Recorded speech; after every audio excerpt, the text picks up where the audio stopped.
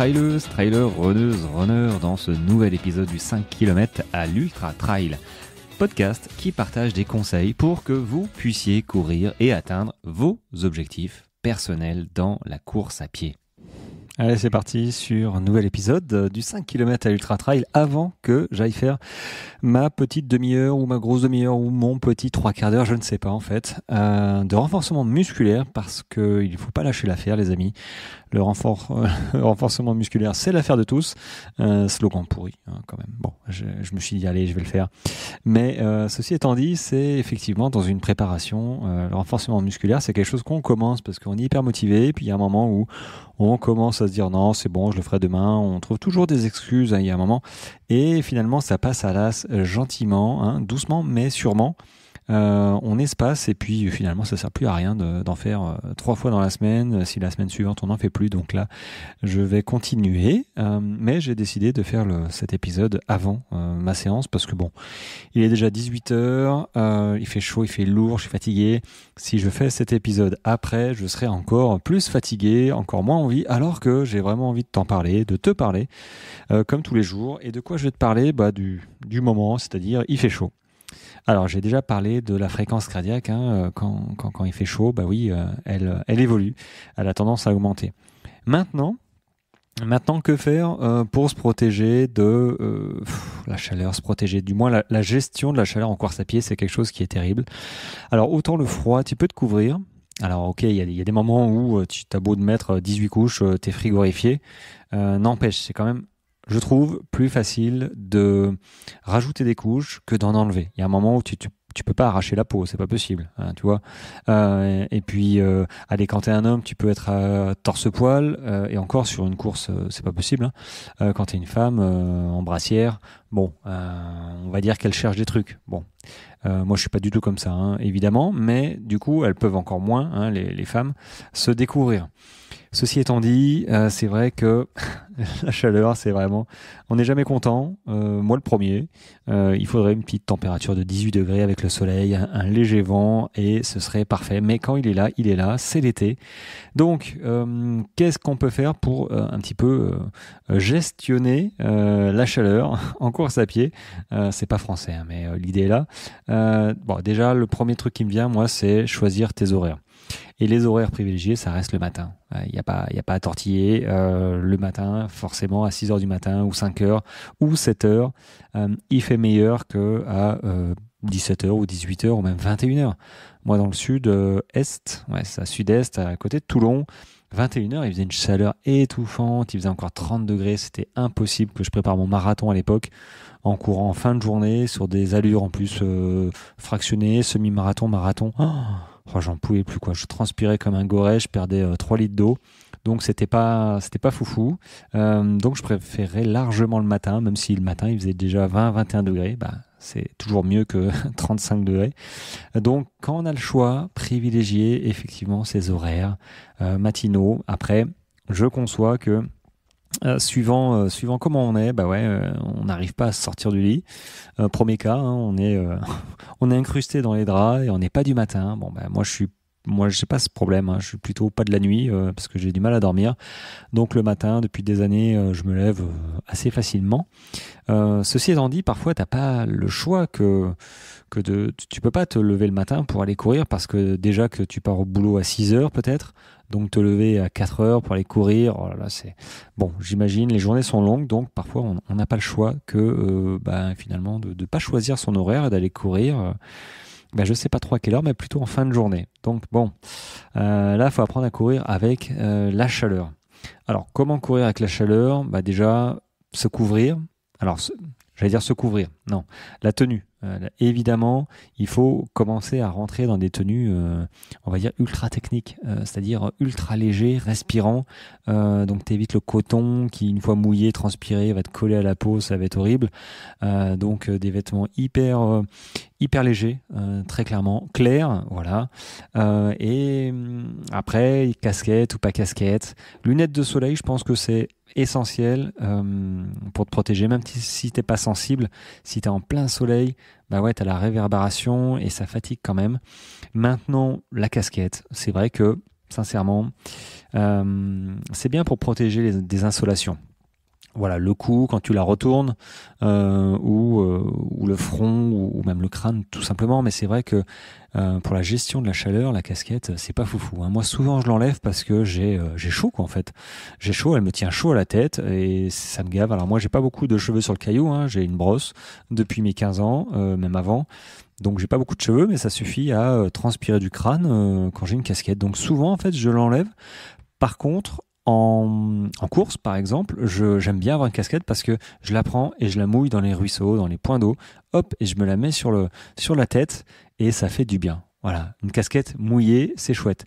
Après, c'est vrai qu'elle sèche vite et donc je l'enlève, je la remets, je l'enlève.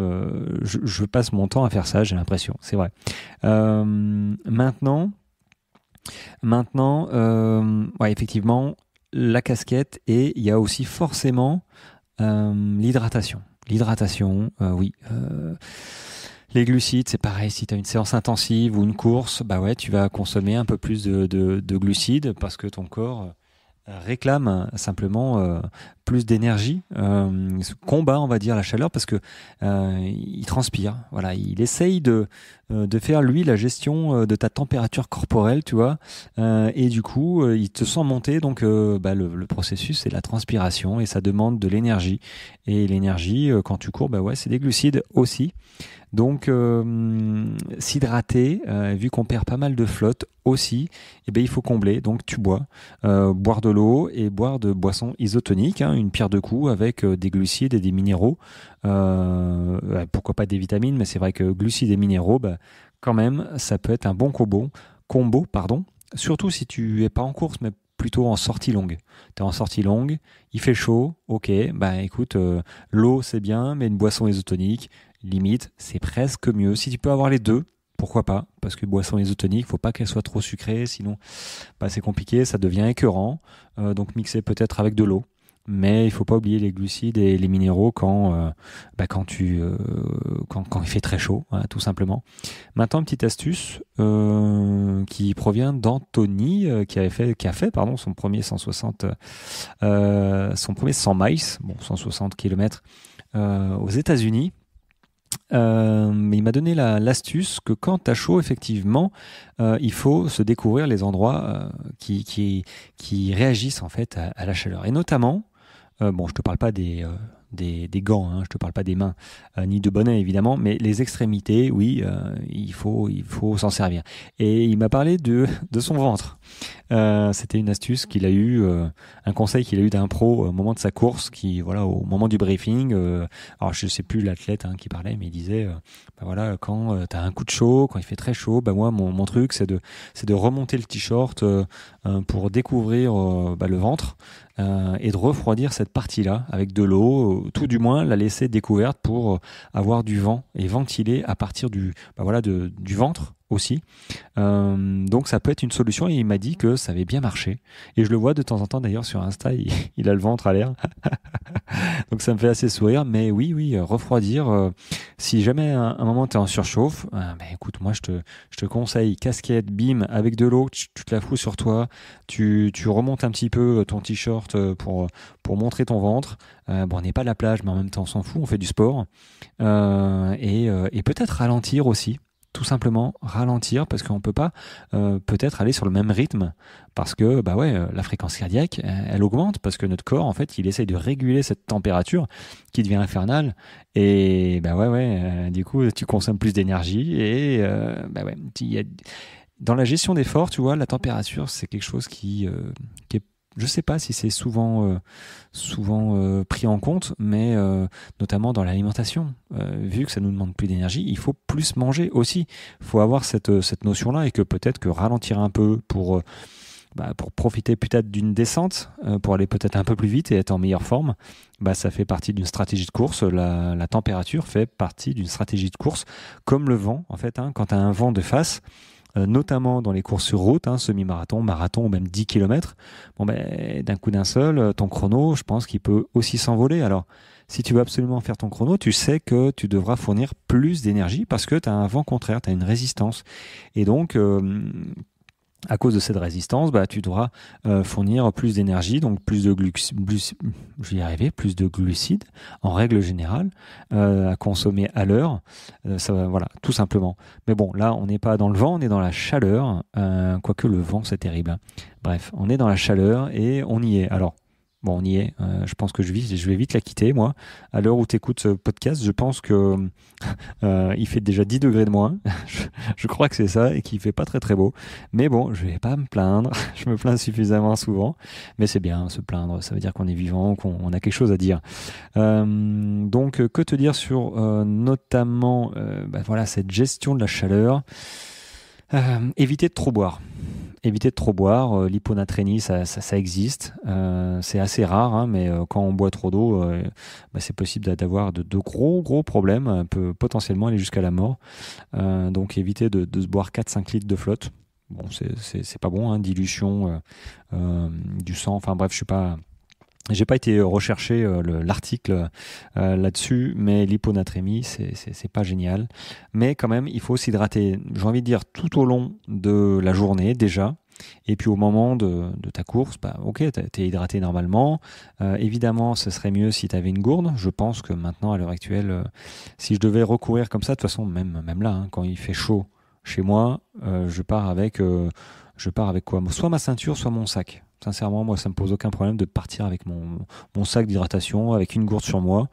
Et j'ai envie de dire, j'emmerde tout le monde qui me croise parce que ouais, je sors avec mon sac.